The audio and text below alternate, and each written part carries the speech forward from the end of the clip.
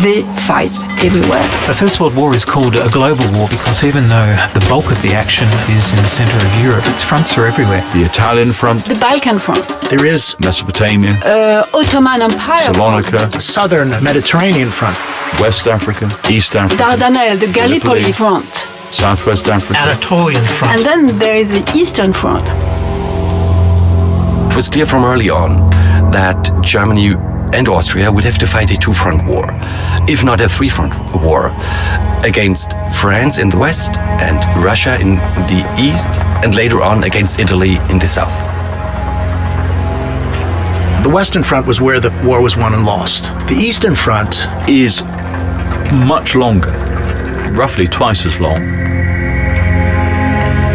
The length of the front means that the force-to-space ratio, the number of troops deployed on this front in relation to terrain, is less intense than it is on the Western Front. Then you have the Ottoman Empire. The Ottoman Empire, around the time of 1914, still in control of most of the Arab countries in the Middle East, from Syria to Iraq to Lebanon, Jordan. What was important about the Ottoman Empire is that it controlled what was then called the Turkish Straits, the Dardanelles or Gallipoli, and this would have been a supply line to Russia. And obviously, by this time, oil was starting to become important. At first, of course, Gallipoli seemed quite feasible. The idea was that the British fleet would sail through the Dardanelles, destroy the Turkish fortifications, and steam on to Istanbul or Constantinople, as it was called then. What happens, of course, is that great naval assault fails. So the whole strategy shifts. There'll be an amphibious landing. Men will be landed at the beaches. They'll make their way across the peninsula, neutralise the forts, clear the way, if you like, for the fleet to sail up to Constantinople. All of that, of course, was doomed to failure. Here is an extraordinary meeting of Ottoman Turks and Australians in a battle neither of them could have possibly imagined. Many Australians didn't know where Gallipoli was when they found themselves in Egypt, and then when they found themselves ordered on to fight in Gallipoli, they were quite astonished. The war actually turned into trench warfare, and these trench wars were very bloody. In some places, the trenches were only about 20-25 meters away from each other. And the war was characterized by charges from one side to the other, bayonet charges, and hand-to-hand combat.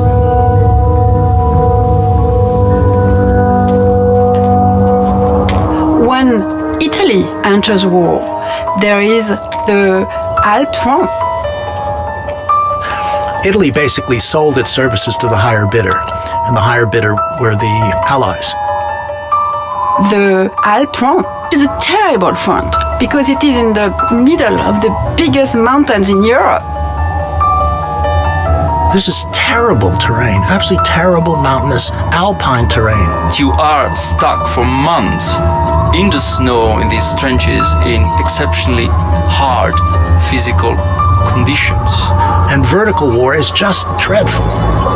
Military discipline was exceptionally harsh. Measures such as decimation, the random execution of one soldier out of 10, were used as a tool to enforce discipline and punish the army. This brutal war in the High Alps costs about 1 million soldiers' lives. Incredible. And it is ended by a gas attack of the Austrian side together with the German side, using gas in this valley and thereby defeating the Italian side. So far unheard of until 1917. There were second-order fronts in Africa, and there were multiple important naval operations all around the world.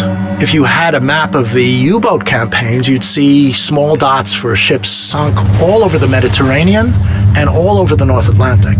But ultimately, it didn't work in stopping the transfer of goods and resources across the continent.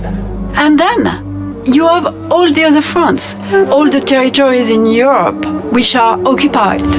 To understand the Great War, you have to understand all the great fronts. What is great is great sufferings.